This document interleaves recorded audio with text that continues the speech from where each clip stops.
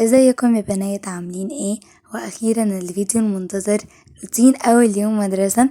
هنشوف مع بعض حاجات كتيرة اوي في فيديو النهاردة، فيلا بينا نبدأ الفيديو.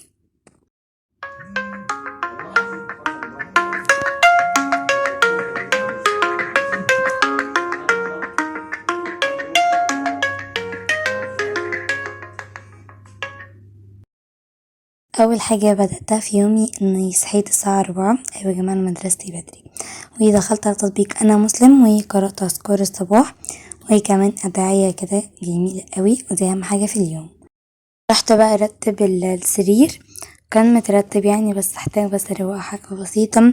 كمان طبقت اللحاف ده عشان ايه اول ما نيجي بقى من المدرسة كده وننعس نروح نايمين على طول كده، نلاقي السرير مترتب نروح نايمين. اروح بقى اتوضى وكده، فغسلت بشرتي بالغسول ده، وكمان الصابونة دي بتاعة الحبوب، وكمان غسلت اسناني. رحت بقى علشان اصلي الفجر، طبعا استنيت الفجر لحد ما اذن، وكمان قرأت صفحة من القرآن. التزموا بالعادة دي هتحسوا براحة وطمأنينة كبيرة قوي. كتبت بقى تو دو ليست بسيطة، وكمان قرأت كلام المحفظ اللي في اللوحة ده. طلعت بقى اليونيفورم والحاجات دي. اول حاجة الكوتشي والشراب الجداد والتيشيرت والجيبة، وكمان الستريتش.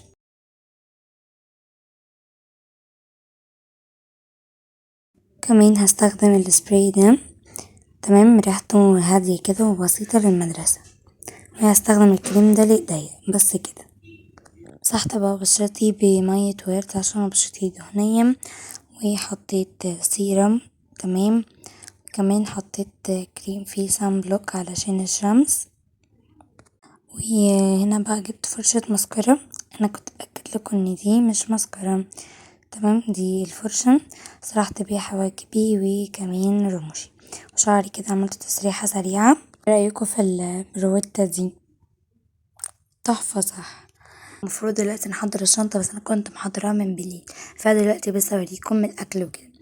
اول حاجة اللانش بوكس، عملت ساندوتشين توست، واحد لانشون، واحد جبنة رومي، تمام. وهنا حطيت كوكيز. طبعا الدلع ده يا جماعة بيبقى اول يوم بس، تمام، اكيد انتوا عارفين، تمام. وخدت الناحية دي زيتون اهو، وكمان خدت بلح. ده كده اللانش بوكس. وهنا بقى خدت رمان. عاوزة اقولكم انا بنسى الفيديو، انا جيت بالرمان زي ما هو يا جماعة، كان زاعق ما حدش يجيبه، تمام. كمان حطيت ازازة المية مع اللانش بوكس بس. ولبست اليونيفورم، كمان لبست الكوتشي، رايحة شوية، عملت كل حاجة. المفروض ان انا نازلة دلوقتي، فتعالوا بينا نشوف الاوتفيت كله كامل. يلا بينا. بصوا، هوريكم دلوقتي الاوتفيت، بس متاخدوش بالكم من الكركبه اللي ورا دي، تمام. اول حاجه ده التيشيرت، تمام، ودي الجيبه، اوكي، وده دي الشوز او الشوز يعني، تمام. كمان لبست الشراب الابيض، تمام، كيوت كيوت. يلا هروح انزل، باي.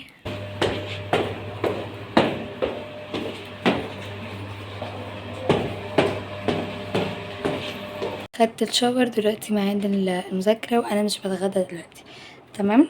طيب اول حاجة انا الصبح عملت ايه؟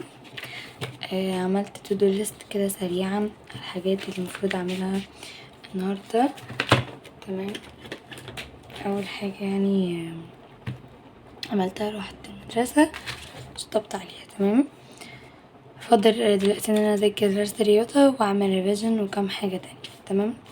بس دلوقتي سوري، هو انا تمام. بص، دلوقتي او هنذاكر رياضة، تمام. نحط النوت بوك هنا، طلعت حاجة الرياضة وهشغل دلوقتي الدرس. يا جماعة البوكس ده حلو قوي، وهيبقى لمين؟ للي عاوز يرجع الشغف وحبه للمذاكرة والحماس، اذا كان المذاكرة او تبدأي يومك بطاقة، او كده يعني، فاهمين انتوا كده. فالفيديو ده ليكم، او مش الفيديو، البوكس ده لازم تعملوه. جيبوا اي علبة او اي بوكس او اي مثلا كرتونة كده صغننة، ممكن كده تجيبوها كبيرة، وتكتبوا كلام في الستيكي نوتس محفز وبيشجعكم ان انتوا تكملوا وتذاكروا، بيديكم طاقة وباور والكلام ده كله. تكتبوه في ورق ملون او ممكن ورق عادي جدا، ده ورق ستيكي نوتس بس بنكتبه في ورق ملون بس علشان كده يكون كله الوان كده ويحفزنا ان احنا ناخد او يشجعنا ان احنا ناخد ورقة، ونكتب كلام كده كتير محفز وبيأثر فينا. ونقلبه كده وناخد ورقة عشوائية ونفتح كده انا مش هستسلم. وممكن هتلاقوا على حسب كلمة كاتبينه، كلمة انت قدها، انت اقوى، انت اقوى من الظروف، الكلام ده كله تقدروا تكتبوا كلام يحفزكم. تقدروا تكتبوا كلام اللي هو مثلا كأن حد بيقوله لكم، تمام، ان انت توصلي، ان انت هتذاكري، انت هتجيبي كام، هتجيبي 100%، انت كذا كذا كذا. هو كلام مشجع، على حسب بقى انتوا حابين تكتبوا كلام اكتبوه في الورق ده. وبعد ما تقروا الكلمة ممكن تكتبوا كمان الاهداف اللي انتوا عاوزين تعملوها، وكل ما تيجوا تذاكروا فاقدين الامل كده تقوموا واخدين ورقة مثلا تشوفوا حلمكم اللي انتوا عاوزينه او تشوفوا كلمة محفزة ليكم علشان تكملوا. فده اهم حاجة. وانا بحب على فكرة عادي في اي وقت نقدر ان احنا ناخد ورقة حتى لو كذا مرة في اليوم، تمام، بس انا قلت اخد واحدة كده قبل ما اذاكر. اوكي، اول درس تمام فمذاكره تمام. هطلع الكتاب والكشكول وابتدي ان انا اذاكر. وكنت حابة ان انا اعمل ملخص، فانا هكتب ما مالكيش دعوة بالمكتوب جوه ده، تمام. فانا هقول لكم هعمل ايه. هكتب هنا النقاط المهمة جدا وهلخصها في ورقة كبيرة، يعني انا هكتب بعد كده هلخص، تمام. يلا بسم الله. وحضرت جنبي مية بس، يلا بسم الله. تمام، قعدت بقى اشوف الشرح بتاع الفيديو من على اليوتيوب واكتب كمان الحاجات المهمة عشان الدرس ده كان صعب قوي، تمام. طبعا اعتقد ما قلتلكمش ان انا جيت المدرسة نمت شوية وخدت شاور وبدأت اذاكر الرياضة. اخيرا يا جماعة خلصت حصة الشرح بتاعت الدرس. انا بادئة 12 بالظبط، 12:05 خلصت 1:30. دلوقتي ممكن اعمل ملخص ممكن لا، بحيث يعني ان انا اول ما ابص من الملخص او من الورق نم افتكر الدرس بسرعة لو نسيته، تمام. نسيبنا دلوقتي من الملخص. دلوقتي انا فاضلي احل، تمام. لازم بعد الشرح نحل، فانا كده اصلا هحل الواجب، فاضل اسئلة واجب، تمام. دول وكده نكون خلصنا الدرس، تمام. وده المهم تمام. وقعدت احل بقى، واللي علمت عليه بالاخضر ده انا ما كنتش عارفاه، كنتش عارفه احله يعني، تمام. بصوا انا خلصت اهو الواجب، اوكي. اعتقد اني مش هحل اللي في الكتاب بتاع اللي هو بتاع الملحق بتاع التركيز يعني بتاع الاسئله، تمام. علشان بكره مثلا او بعد لحد ما الدرس هقعد كل يوم احل سؤالين، كل يوم احل سؤالين او سؤال وكده، تمام. فمش هحلهم دلوقتي، قلت كده كفايه، تمام. كده الحمد لله خلصنا الرياضه، وانا لحد دلوقتي ما خدتش اي درس غير الرياضه، فتمام. مش ورايا اي دروس اذاكرها غير بس مراجعه، تمام. على النحو ممكن اراجع النهارده ممكن لا، مش عارفه، تمام. بس دلوقتي هعمل ايه، هحط الكتاب في الفايل، تمام. بس كده خلصنا الرياضة. تعالوا نشطب، يعني ان احنا خلصنا درسين، درس الرياضة نعمل عليه علامة صح. دلوقتي فاضل الريفيجن على النحو ده، ممكن اعمل اخر حاجة، تمام. بس دلوقتي هعمل ايه، هحضر اول درس عربي وهذاكر درس الانجليش اللي خدناه في المدرسة، تمام. فيلا بينا. بصوا طلعت كتاب العربي اللي هحضر منه الدرس، بس دلوقتي الساعة 1:55، هاخد بريك 5 دقايق ونرجع نحضر درس الساعة 2. دلوقتي الساعة بقت 2:05 مش مشكلة. حضرت سناك خفيف عشان انا مش باكل او مش قادرة اكل دلوقتي يعني. حضرت صوص وحاجة كده سناك خفيف يعني، ده مش عارفة اسمه، زي مكرونات. تمام بصوا، هاكل السناك الخفيف ده وانا بحضر درس العربي. والتحضير ده يا جماعة يعني انا مثلا ورايا درس بكرة، ده اول درس عندي ده، فهقرأه كده بحيث ان انا لما اروح الدرس محسش ان انا اول مرة اسمعه. تمام، فهحضره وانا باكل سناك، بعد كده نشوف هنعمل ايه في باقي اليوم. خلصت تحضير درس العربي. تمام، تعالوا برضو نعلم في النوت بوك على ان احنا خلصناه اهو. تحضير اول درس عربي. تمام، دلوقتي ما خدش مني وقت خالص يعني، انا بادئه 2:05، دلوقتي دقيقتين و 11 دقيقة. تمام، ما خدش مني غير 6 دقايق بس كله. طيب دلوقتي هعمل ايه؟ دلوقتي هنذاكر الدرس انجلش او هنقراه كده يعني. تمام، راح اجيب بس بتاع المدرسة. تمام، وكمان ورايا واجبات هعملها في رياضة، وفي ايه، في كام حاجة هعملها كده برضو هعملها معاكم في نفس اليوم ده. تمام، فدلوقتي بس خلينا نذاكر الانجليش او درس الانجليش. حضرت دلوقتي كل الحاجات بتاعت المدرسة، مع الثلاث مواد اللي بتاعت الرياضة والدراسات والانجليزي، دول فيهم واجبات.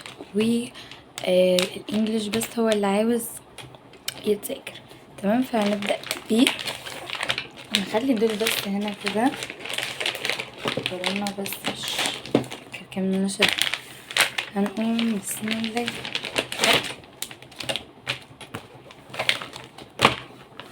طبعا جنبي مية، ممكن تحط اي سناك، عصير، تمام عادي شغال، بس انا اكتر حاجة بحبها المية. اول درس اهو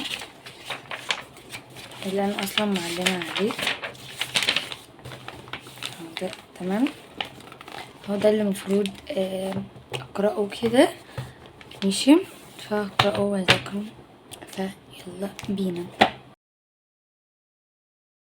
بصوا، هو انا قرأته بس، تمام، عشان مش فاهمة اي حاجة يعني، ما خدتش فيه درس. تمام، فقرأته بس. كان في برضو واجب في الكشكول كتبته.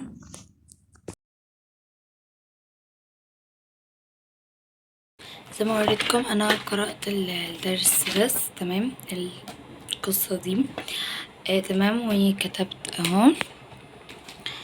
دلوقتي هعمل ايه؟ دلوقتي هطلع واعمل واجب الرياضة. بصوا، في تقييمات، انا لسه ما خدتش باقي الدروس، فاكتبولي انتوا قربتوا تاخدوا تقييمات ولا لأ، ولا يقولي انت اتأخرتي في الدروس كده ليه. تمام، عشان دي مدرسة جديدة، فلما رحت كده وشفت المدرسين. تمام، دلوقتي كان في واجب بسيط هنقله من الكتاب للكشكول وحله، وننتقل للدراسات. تمام، اهو ده الجزء اللي هحله، وهنقله يعني في الكشكول وحله. تمام، خلاص يا جماعة، اصلا كان في بس سؤالين في الدراسات، في الواجب حلتهم ماشي.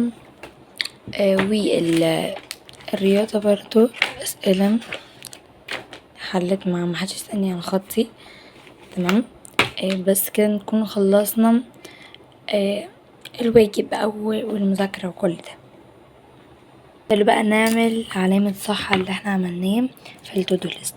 مذاكرة درس انجليش، تمام، وانا قريته بس اوكي، هنعمل علامة صح. مش مكتوب الواجب، ناقص الريفيجن، عاوزين نعملها لان مراجعة نحو على الدروس دي ممكن بالليل، بس لازم اخد بريك دلوقتي لان تعبت قوي. تمام، فممكن اخد بريك واشوف يعني، فاهمين انتوا، اذاكر نصهم او ممكن اشوف حلقة يوتيوب. انا لسه مش عارفة بصراحة اعمل ايه في الريفيجن، فهشوف كده وانا قاعدة بريك، وبعد كده نشوف هنراجع ازاي النحو. هتغدى بقى، ده غدا بسيط جدا واعتقد مش صحي قوي، بس تمام، قطعة بانيه وشوية كابوتشا وبطاطس محمر. هنجلد بقى كشاكيل، هما كشكولين بس يعني.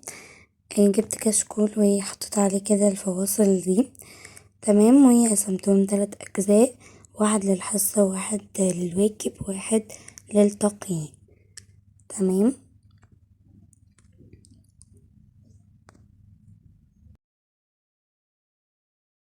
اهو حطيت عند جزء ستيكي نوت كده اسهم اللي هي الفواصل دي عشان اعرف اوصل للجزء بسهولة، تمام. هحط دلوقتي كمان بعد ما جلدنا الكشكول الاول هنجلد، والباقي بقى مش محتاج يتجلد يعني كشكل عادي، تمام.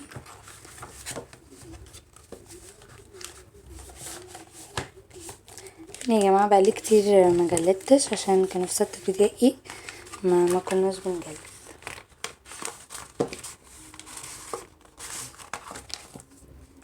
تمام. احط بقى التيكت، احطه هنا كده ولا ورا، مش عارفه، خلينا نحطه هنا، تمام. هكتب بقى الاسم وكده، بس خلينا دلوقتي نحط الستيكر. بس يا جماعه الستيكرز دي تحفه. نحط ايه بقى؟ ايه، ناخد الوردة دي،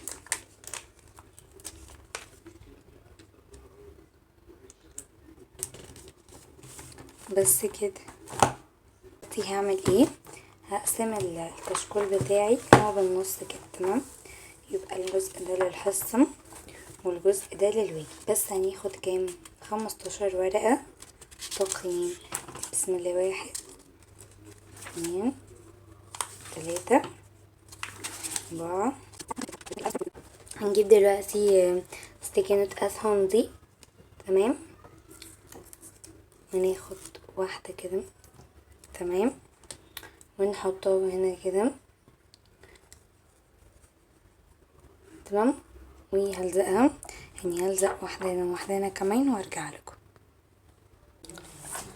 اهو طبعا اكتب بقى الاسم في الاخر.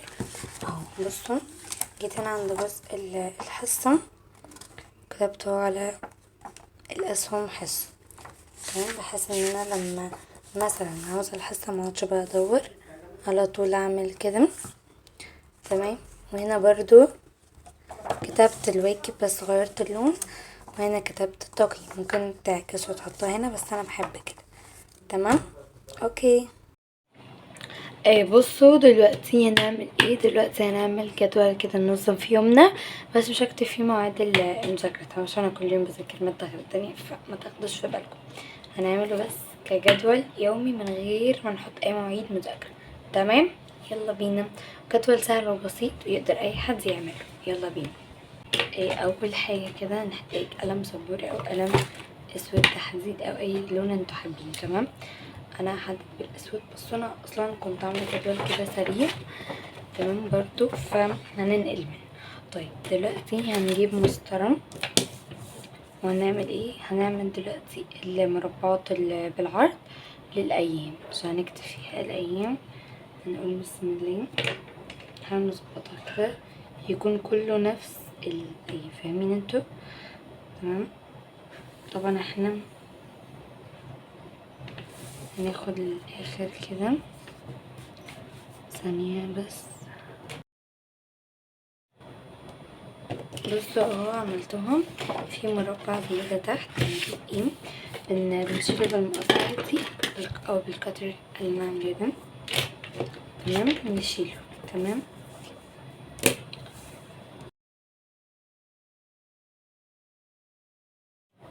هكتب بالاسود علشان تحسوا بيليق كده، فاهمين؟ هنقول بسم الله، نبتدي هنا بالحد يعني، مكبرش الخط اوي يعني.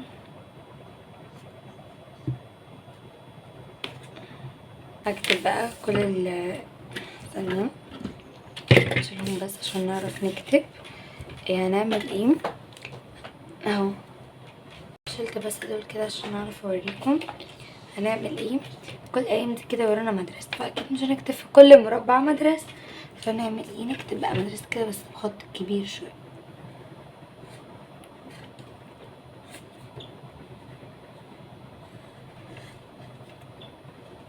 اهو كده كتبنا مدرسة على الايام اللي فيها. اوكي، نرجع بقى كده كل حاجة مكانها.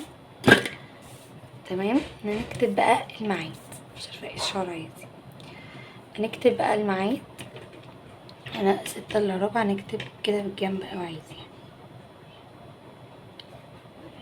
6:07.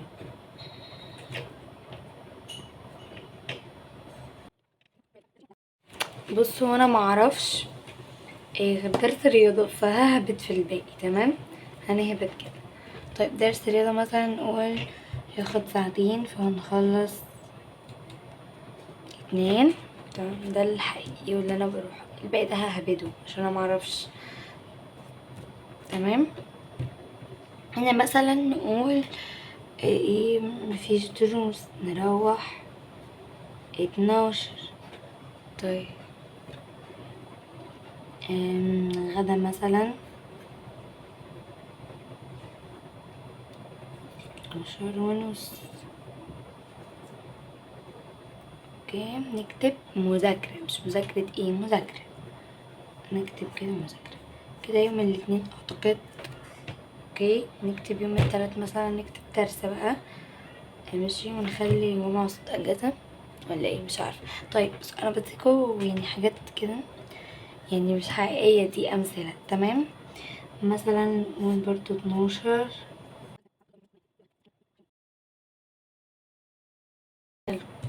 كده نكون عملنا الجدول اسهل طريق. انا مش هعلق الجدول عشان ده مش الجدول الاساسي بتاعي، بس انا عملته عشان تشوفوا نعمل الجدول. تمام، دلوقتي هنعمل الملخص. جبت الكشكول اللي كنت كاتبه فيه النقاط المهمة. تمام، تمام، هكتبها بقى هنا كده. دي ورقة فلوسكاب، تجيب ورقة فلوسكاب، بس انا كان عندي كشكول كبير ثانية ورقة منه هنكتب فيه الملخص. تمام، انا جبتها بالنص عشان لو هنكتب من ورا وكده. بس تمام، هنكتب الاول من هنا. تمام، والملخص انتوا تكتبوا اهم النقاط، اهم الحاجات، كل اهم حاجات. امال ايه الحاجات اللي مش مهمة؟ تمام، نبدأ ونكتب فيه وسهل جدا. انتوا بتشوفوا بس الحاجات المهمة وتبتدوا تكتبوها بس بقى بألوان كده، وتعملوا اسهم وبتاع. انتوا ممكن تعملوا الخريطة الذهنية، بس انا حاسة في الرياضة مش هتنفع. تمام، فنعمل كده ملخص. يلا بينا.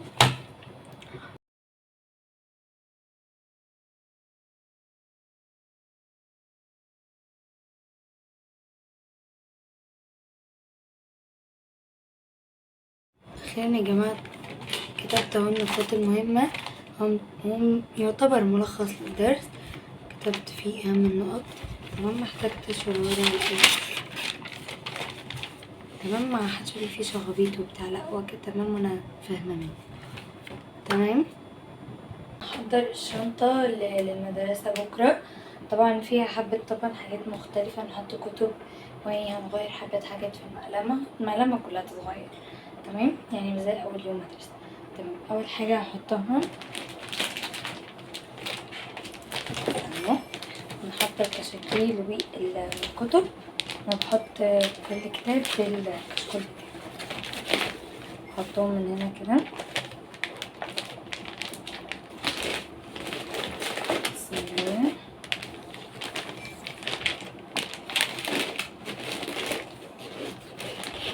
كشكول الدين.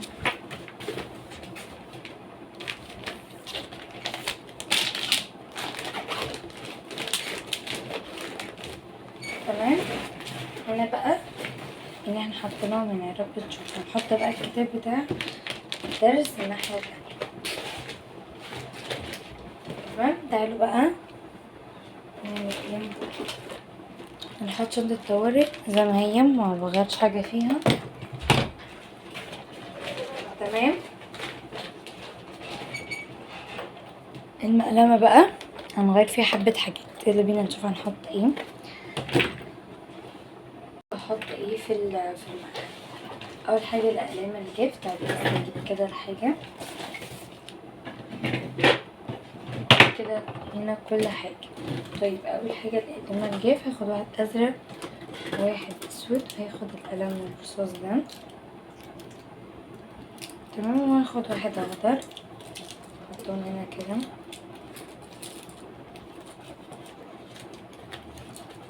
ماشي، وعاوزه اخد قلمه من دي هي جليتر، اعتقد هاخدهم كلهم عشان دلوقتي احنا بدنا نكتب اكتر وكده.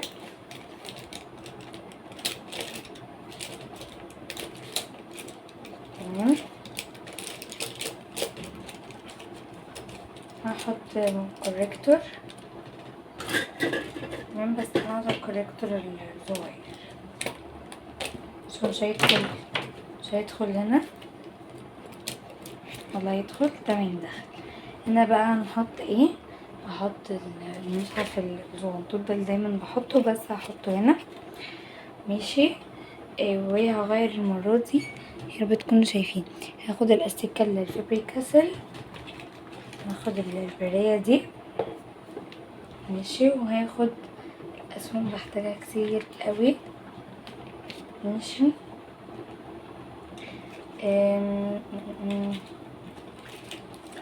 خدتش هايلايتر، بس كده احنا مش عاوزين حاجة تانية من دي، حتى مش عاوزين ستيكرز. هناخد هايلايتر، اعتقد اخد ده عشان فيه كل الاقلام وكل الالوان بتاعت الهايلايتر. تمام، بس كده دي المقلمة. نرجع بقى الحاجة مكانها.